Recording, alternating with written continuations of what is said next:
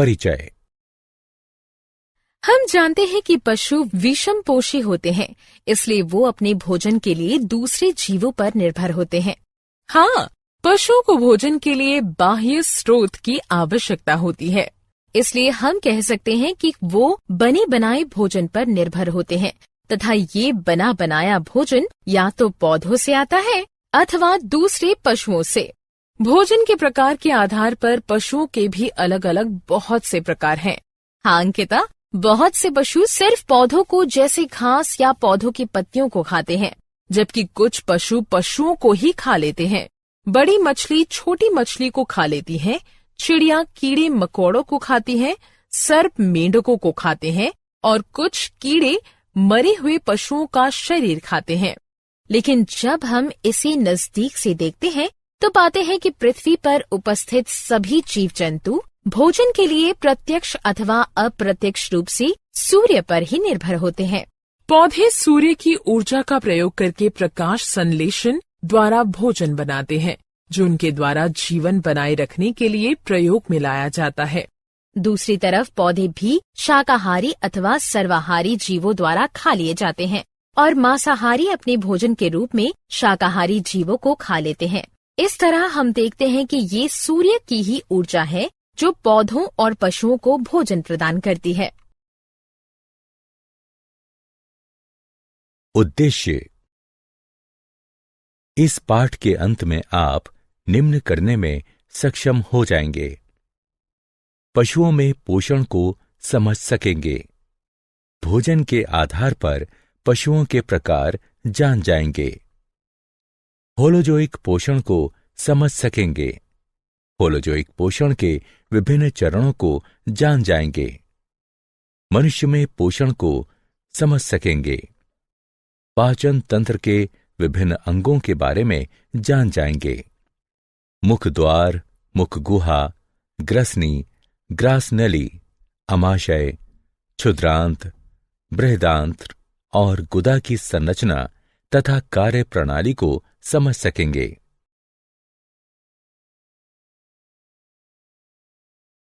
विभिन्न पाचन ग्रंथियों का पता लगाइए।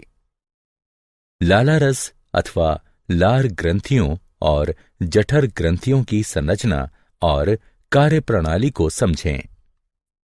यकृत की संरचना और कार्य प्रणाली को समझें।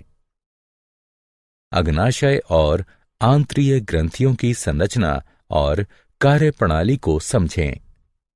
पाचक ग्रंथियों के रसायन विज्ञान का अध्ययन करें।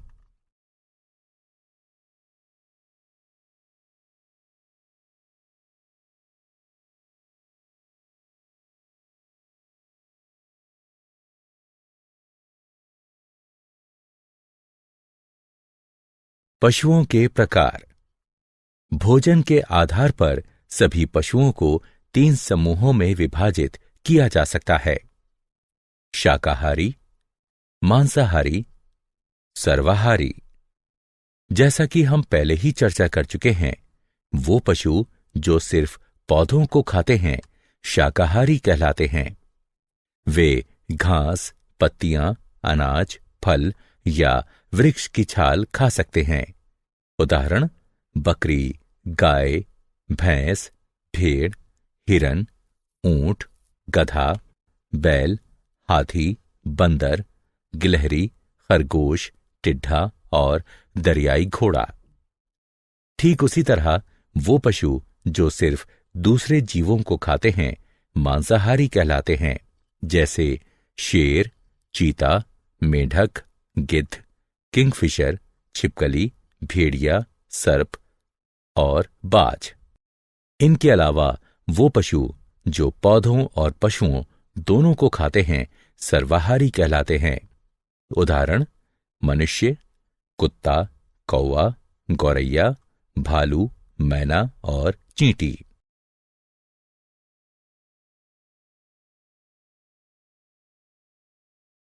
होलोजाइक पोषण। होलोजाइक पोषण, होलो संपूर्ण जोइक और पशु, वो पोषण जिसमें ठोस या द्रव कार्बनिक पदार्थों का अंतर्ग्रहण किया जाता है। होलोजोइक पोषण में 5 चरण होते हैं: अंतर्ग्रहण, पाचन, अवशोषण, समत्व, मलत्याग। अंतर्ग्रहण में भोजन को खाया जाता है। यह भोजन के आकार और अंतर्ग्रहण के लिए अंगीकृत संरचना पर निर्भर करता है। अमीबा में अंतर्ग्रहण कूटपादों की सहायता से, पैरामीशियम में सीलिया की सहायता से, हाइड्रा में तंतुओं की सहायता से, कीड़ों में मुख भागों की सहायता से, मेढकों और छिपकलियों में उत्क्षेपणीय जेवा की सहायता से तथा मनुष्य में हाथों की सहायता से होता है। पाचन वह प्रक्रिया है जिसमें जटिल, बड़ी आकृति वाले तथा अघुलनशील कार्बनिक बहुलक, जिनका विसरण नहीं हो सकता है, सरल, छोटे तथा घुलनशील कार्बनिक एकलकों, जिनका विसरण हो सकता है, उसमें टूट जाते हैं। कार्बनिक पदार्थ जैसे प्रोटीन, वसा और जटिल कार्बोहाइड्रेट, अमीनो अम्ल, मोनोशुगर, फैटी एसिड इत्यादि। यह प्रक्रिया पाचक रस में उपस्थित पाचक एंजाइमों की उपस्थिति में होती है, जो पाचक ग्रंथियों से स्रावित होते हैं। अवशोषण वह प्रक्रिया है जिसमें विसरित हो सकने वाले पोषक पदार्थ आहार नली की भित्ति को पार करके लसिका में प्रवेश कर जाते हैं। अवशोषण में भौतिक प्रक्रियाएं जैसे विसरण और परासरण तथा सक्रिय प्रक्रियाएं जैसे ग्लूकोज और अमीनो अम्लों का सक्रिय परिवहन दोनों होती हैं। समत्व एक उपचयी प्रक्रिया है जिसमें साधारण पोषक पदार्थ उपापचयी प्रक्रिया से गुजरकर पुनः प्रोटीन, पॉलीसैकेराइड और वसा जैसे जटिल और बड़े जैव अणुओं का निर्माण करते हैं। यह नए बने हुए बड़े जैव अणु वृद्धि और शरीर के ऊतकों की मरम्मत में सहायता करते हैं। मल त्याग वह प्रक्रिया है जिसमें भोजन का वह भाग शरीर से निकल जाता है जो पचता नहीं है। वह सारा भोजन जो हम खाते हैं हमारे शरीर में नहीं पचता है। भोजन का एक भाग शरीर में ही बचा रह जाता है जिसका उपयोग शरीर द्वारा नहीं किया जा सकता, इसलिए यह भाग शरीर के मल के रूप में अलग हो जाता है। मनुष्य में पोषण। मनुष्यों में पोषण उसके पाचक तंत्र द्वारा होता है। मनुष्य के पाचक तंत्र के विभिन्न अंग निम्न हैं: मुख द्वार, मुख गुहा, ग्रसनी, ग्रासनली, आमाशय, क्षुद्रांत्र, बृहदांत्र, मलाशय, गुदा।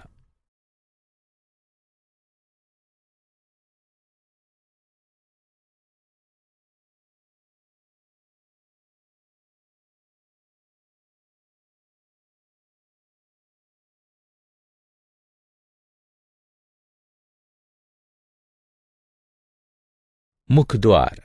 मुख द्वार एक अनुप्रस्थ छिद्र होता है जो चलनशील ओष्ठों से घिरा होता है। इसका मुख्य कार्य अंतर्ग्रहण है।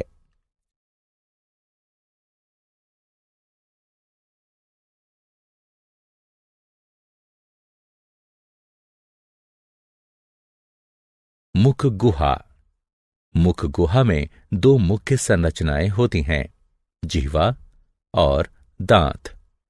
जिह्वा एक मोटी, पेशीय और उत्क्षेपणीय संरचना है जो मुख गुहा के तल पर स्थित होती है। जिह्वा पर स्वाद कलिकाएं होती हैं जो भोजन का स्वाद लेने में, भोजन और लाला रस को मिलाने में तथा भोजन को निगलने में सहायता करती हैं। दांत मनुष्य के दोनों जबड़ों में होते हैं। दांत जबड़े की हड्डियों में बने कोटरों में धसे होते हैं। एक वयस्क मनुष्य में 32 दांत यानी प्रत्येक जबड़े में 16 दांत होते हैं।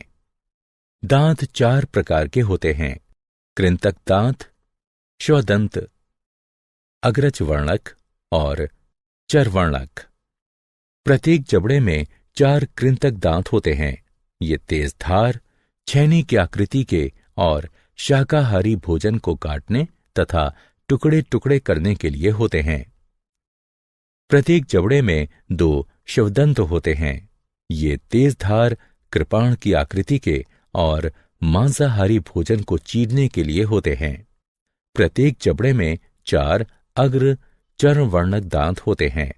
ये बड़े और कस्प आकृति के तथा चबाने और पीसने के लिए होते हैं। प्रत्येक जबड़े में 6 चर्मवर्णक दांत होते हैं। ये बड़े और कस्प आकृति के तथा चबाने और पीसने के लिए होते हैं।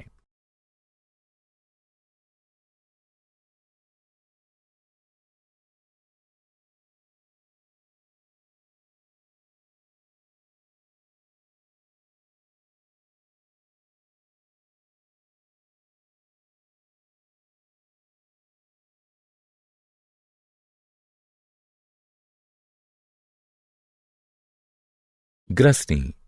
ग्रसनी एक कीप जैसी आकृति होती है जहां भोजन और वायु एक दूसरे को पार करते हैं। इसमें 2 छिद्र होते हैं। कंठ द्वार कंठ और श्वास नली में खुलता है। गलेट ग्रास नली में होती है और भोजन निकलने के दौरान खुलती है। ग्रास नली। ग्रास नली पाचन तंत्र का एक लंबी, संकरी और नलीदार भाग है। यह गर्दन और ग्रसनी से अमाशय में खुलती हैं। यह क्रमाकुंचन द्वारा भोजन का परिवहन करती है। अमाशय। अमाशय एक मोटा, पेशीय और जे की आकृति का थैला होता है जो ऊपरी उदर के बाएं भाग में स्थित होता है। अमाशय भोजन के मंथन और पाचन में सहायता करता है। अमाशय में भोजन का 3 घंटे तक मंथन होता रहता है, जिसके कारण भोजन छोटे छोटे टुकड़ों में टूट जाता है और एक अर्धठोस पेस्ट बनता है। अमाशय की भित्ति में 3 नलीदार ग्रंथियां होती हैं, जिनसे जठर रस स्रावित होते हैं। जठर रसों में मुख्यतः 3 पदार्थ होते हैं: HCl यानी पेप्सिन, एंजाइम और श्लेम। HCl की उपस्थिति के कारण पेप्सिन एंजाइम अम्लीय होता है और प्रोटीनों का पाचन शुरू कर देता है। श्लेम अमाशय की भित्ति को उसी के द्वारा स्रावित HCl अम्ल से बचाता है। अमाशय की पेशीय भित्ति भोजन और जठर रसों को एक दूसरे में मिश्रित करने में सहायता करती है। क्षुद्रांत्र। क्षुद्रांत्र आहार नली का सबसे बड़ा भाग होती है। एक वयस्क मनुष्य में यह लगभग 6.5 मीटर लंबी होती है। यह बहुत संकरी होने के कारण क्षुद्रांत्र कहलाती है। क्षुद्रांत्र 3 भागों में विभाजित होती है: गृहिणी, जेजुनम और इलियम। क्षुद्रांत्र वह स्थान है जहां भोजन पूरी तरह से पच जाता है और उसका अवशोषण प्रारंभ हो जाता है। इसमें 2 ग्रंथियों से स्रावित होने वाले रस आते हैं: यकृत और अग्नाशय। यकृत से पित्त स्रावित होता है, जो एक हरा पीला लवण युक्त क्षारीय द्रव होता है, जो वसा का पायसीकरण अथवा उन्हें तोड़ने में सहायता करता है। इसलिए अमाशय से आया हुआ अम्लीय भोजन यहां पित्त द्वारा क्षारीय हो जाता है और वसा भी छोटी छोटी बूंदों में टूट जाती है। अग्नाशय से अग्नाशयी रस स्रावित होता है, जिसमें एमाइलेज, ट्रिप्सिन और लाइपेज होते हैं। एमाइलेज मंड को तोड़ता है, जबकि ट्रिप्सिन प्रोटीन को, लाइपेज पायसीकृत वसा को तोड़ता है। बृहदांत्र। बृहदांत्र क्षुद्रांत्र की तुलना में छोटी और चौड़ी होती है। यह कोलन में जाने वाले भाग और मलाशय में विभाजित होती है। यह मल के निर्माण और उसके अस्थायी भंडारण में सहायता करती है।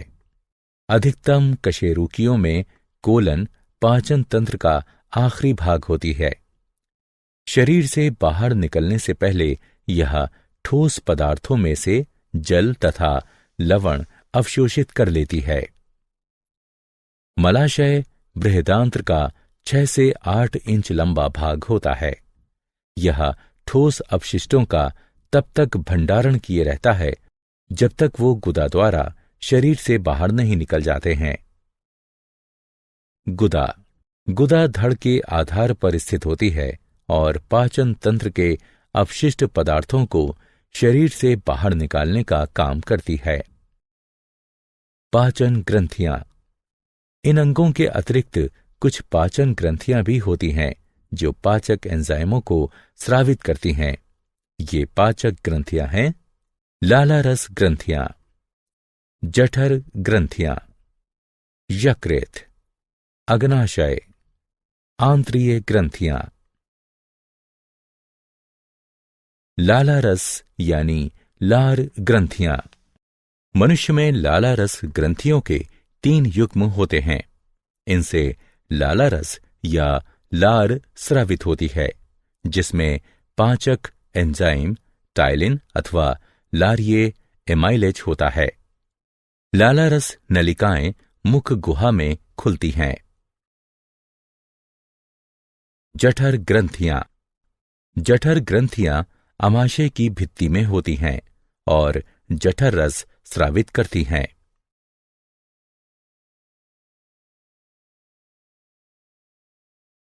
यकृत। यकृत उदर के ऊपरी भाग में दाईं ओर स्थित लाल भूरी लोब्यूलेटेड ग्रंथि है, जिससे पित्त रस स्रावित होता है।